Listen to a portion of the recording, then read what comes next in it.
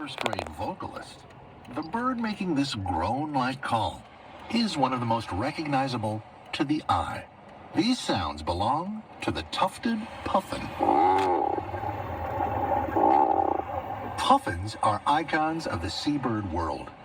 With clown-like faces and huge multicolored bills, they stand upright on sea cliffs along the northern oceans.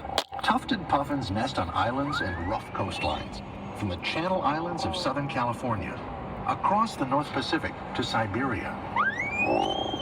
If you see a puffin on the East Coast, it will be the Atlantic puffin, but you'll have to go a long way because they nest on islands in the Gulf of Maine and beyond.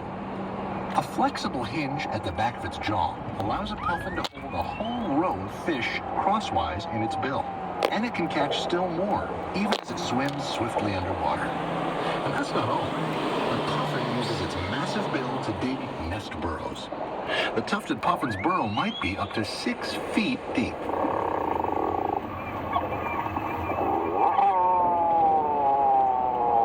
You too can dig deeper.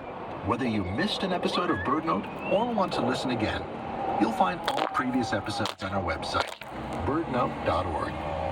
I'm Michael Stein.